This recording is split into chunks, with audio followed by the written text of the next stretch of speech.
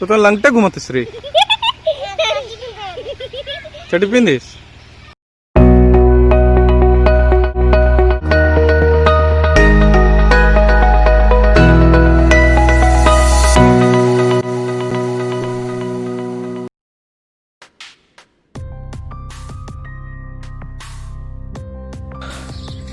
ये घर है मेरा और यही पहचान है मेरी।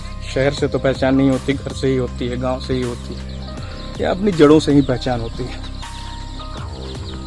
शहर में भले आधार कार्ड से काम चल जाता है, यहाँ आपके दादा परदादा का नाम, आपकी पुरानी पहचान ही आपकी पहचान बनती है। तो इस घर को ठीक कराना है। क्या बना थी इसमें? चटाई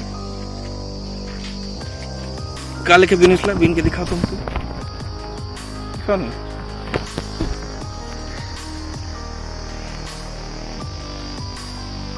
कितना टाइम लगेगा चटाई तैयार होने में?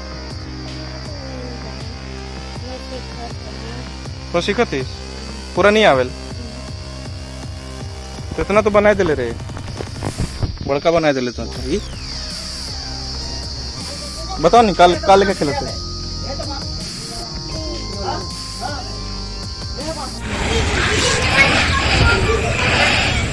क्या खींचो तो लंगटे घुमतीस रे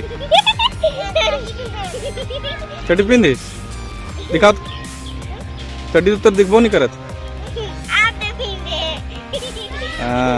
तो लंगटे नहीं आए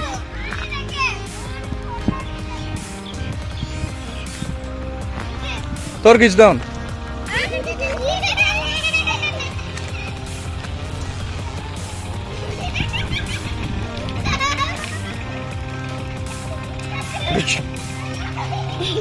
कहाँ से? अम्बागत से उड़े नहीं पा रहे थे सकेल तो धरक काले के पार लेके काले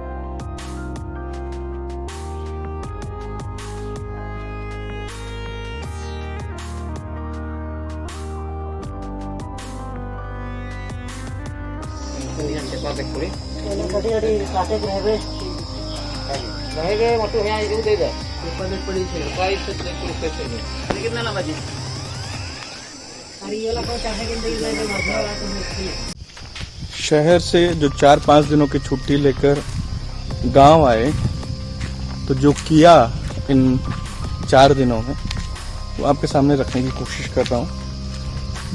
सबसे पहला काम तो हुआ ये कि जो हमारा इलाका था उसे हमने घेर दिया है।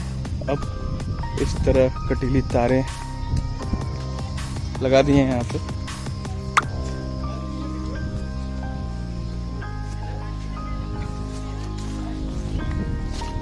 ये यहाँ पर एक लकड़ी का ही सही लेकिन गेट लगेगा और आज तो खैर हम इस गांव से जा रहे हैं, लेकिन जब ये गेट लग जाएगा तो उसकी तस्वीर आएगी। यहाँ से इस तरह की वायरिंग है।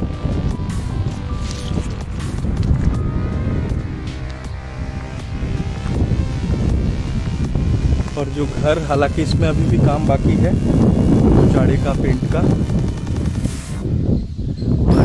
पूरा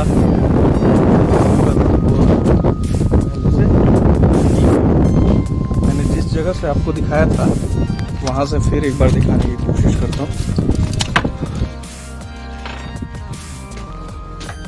ये देखिए, पहले खुला था सब, अब इस तरह घर पूरा कंप्लीट होगा। अभी आधा काम हुआ है और एक दिन मैं इस घर में पूरी रात बिताऊंगा, तो उसकी भी वीडियो या उसका भी ब्लॉग आपके सामने रखूंगा।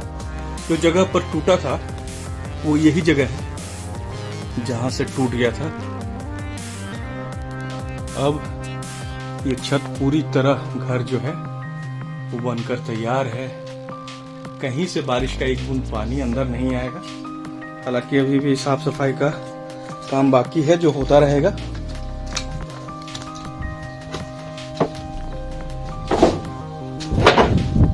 आप सोचते होंगे कि इतना वक्त कैसे लग जाता है, मिट्टी का घर है, समय मांगता है, तो इसलिए इतना वक्त लग गया।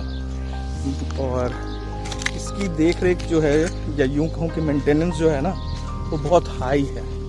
आप एक बार पक्का मकान बना लेते हैं और साल, 1.5 साल, 2 साल में एक बार उसे पेंट करा लिया, काम खत्म। लेकिन मिट्टी का घर है, हर समय मिट्टी मांगता है, हर वक्त आपको थोड़ी थोड़ी मिट्टी डालनी पड़ती है। तो यहाँ कुछ मिट्टी हमने घर बनाते वक्त फिर डाली है आज, और अभी इसमें बहुत सारी मिट्टी लगेगी। बहुत सारा काम होना अभी इसमें बाकी है। तो 4 दिनों में जो काम किया है वो यही है। और इस तरह सबसे बड़ी समस्या जो थी हमारी, जो इलाके का हमारा अतिक्रमण हो रहा था, वो हमने इसे ठीक कर लिया और एक चारों तरफ से कुछ टीली तारें लगवा दी हैं। तो इन 4 दिनों में गांव में कई तरह की यादें हुई, कई तरह के बात हुए। वो सारी चीज़ें मैंने कुछ तस्वीरें भी अपने इंस्टाग्राम पर, एक ही तस्वीर हालांकि पोस्ट की है, लेकिन अभी कुछ और तस्वीरें हैं मेरे पास जो अपने इंस्टाग्राम पर मैं अपलोड करूँगा। तो अगर आप चाहते हैं कि वो तस्वीरें मेरे गांव की आप देख सकें, तो मैं नीचे अपने इंस्टाग्राम की डिस्क्रिप्शन में लिंक दे रहा हूँ, आप आ सकते हैं। गांव की यात्रा के अब कुछ घंटे ही बचे हैं या कुछ मिनट ही बचे हैं। पता नहीं फिर कब लौट पाऊँगा और कब छुट्टी मिलेगी, तो कब इन जगहों पर वापस होऊंगा। लेकिन जितनी भी दिन मैंने यहाँ पे बिताए हैं, कुछ बहुत छोटी बड़ी परेशानियों को छोड़ दें अगर, तो इतना शानदार वक्त बीता है कि बहुत कम शहर में ऐसा बीत पाता है। बहुत सीधे साधे लोग, और कुछ लोग ही सीधे साधे हैं, हालांकि कुछ लोगों ने बहुत चालाकी सीख ली है गाँव में भी। तो इन 4 दिनों में घर तो मैंने बनवा लिया या सुधरवा लिया, बाउंड्री ठीक करवा ली, और कुछ काम जो सालों से पड़े थे वो भी निपटवा दिए, करवा लिए। लेकिन सुकून से गांव में रहना अब भी बाकी है। घर ठीक करवाया है तो कोशिश होगी कि जब भी वक्त मिले 1-2 दिन का, तो मैं यहाँ आकर रह सकूँ और इत्मीनान से आपको पूरा गांव घुमा सकूँ, सबसे मिला सकूँ। ये ब्लॉग जो है वो वक्त मिलने पर, बहुत थोड़ा सा समय होने पर तैयार करने की कोशिश की है, क्योंकि ज़्यादातर वक्त मैं अपने घर के काम में व्यस्त रहा हूँ, घर बनवाने में व्यस्त रहा हूँ, सीमांकन में व्यस्त रहा हूँ। तो जैसे जैसे फिर वक्त मिलेगा मैं कोशिश करूँगा कि एक बार पूरा गांव आपको मेरा घुमा सकूँ। ये जो नदी आप इस वक्त देख रहे हैं ना, मेरा बचपन बीता है इन नदियों पर। पुल नहीं हुआ करता था और कई बार कूदकर हमने इस नदी में तैरना सीखा है। तो पहले जब तैरना नहीं आता था, उस वक्त बचपन में इतनी हिम्मत थी कि कूद जाते थे।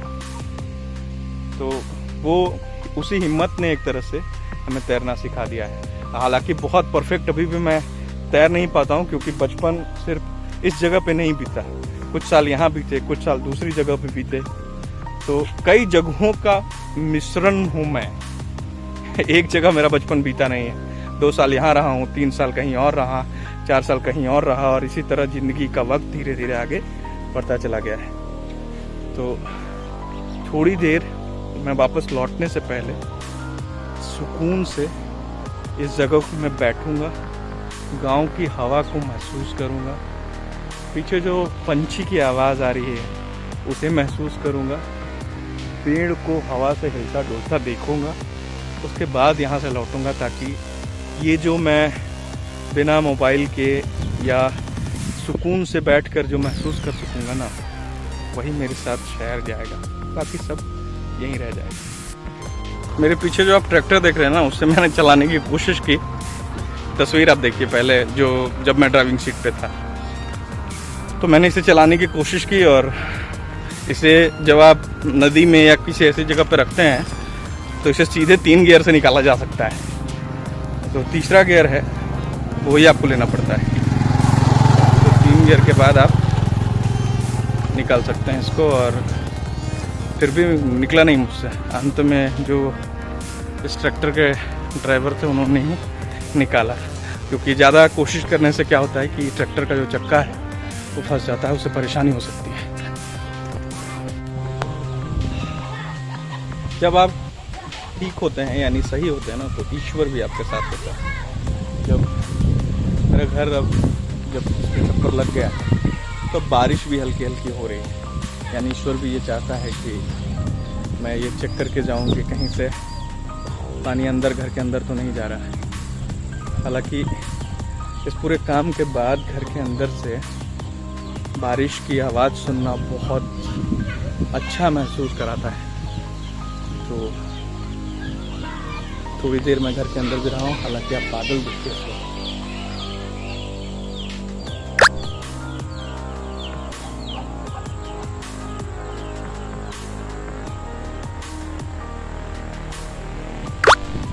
साफ है, भारी बारिश होगी और घर तैयार है इस बारिश को झेलने के लिए।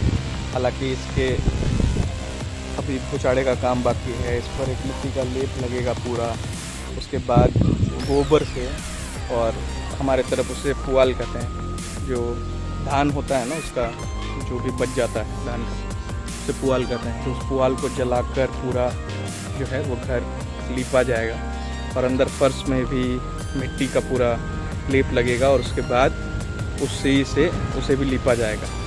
तो कच्चे घर का जो आनंद है ना वो पक्के घर से कहीं ज़्यादा है, और मैं बार बार कह रहा हूँ कि मेंटेनेंस भी इसका बहुत हाई है।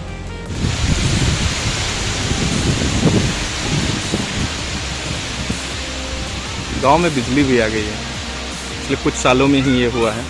और सबसे बड़ी बात मुझे ये इस बात की खुशी हो रही है कि मैंने सीमांकन कर दिया है, ये बता दिया है गांव में कि ये छोटा सा टूटा फूटा ही सही लेकिन मेरा घर है और मैं इसकी देख रेख करता रहूँगा। तो ये एक तरह से इस सीमांकन के साथ संदेश दे दिया है मैंने। और बारिश लगता है बहुत तेज़ होने वाली है। ऐसा लग रहा है जैसे ये जगह भी मुझे छोड़ना नहीं चाहता है, और मैं जा रहा हूँ इसलिए वो उदास है कि घर बनवा लिया है, कुछ दिन रह ही जाओ। लेकिन नौकरी की मजबूरी, जो शहर की मजबूरियाँ हैं, वो सारी चीज़ें हैं जो आपको वापस शहर की तरफ खींच लेती हैं। तो इस वादे के साथ जा रहा हूँ कि मैं फिर लौटूंगा और एक बार फिर इस घर में आने के लिए, रहने के लिए कोशिश जरूर करूँगा। तो इस ब्लॉग की शुरुआत इसी गांव से हुई थी, और ऐसा लग रहा है जैसे कि मुझे ही नहीं ये आपको भी रोक रहा है। ऐसा लग रहा है कि दिखाओ कि एक दिन कैसा रहता है इस गांव में रहना। तो दिखाऊंगा, मैं बहुत जल्द आऊंगा वापस और एक दिन इस घर में बिताकर उसका ब्लॉग आपके लिए शूट करूंगा।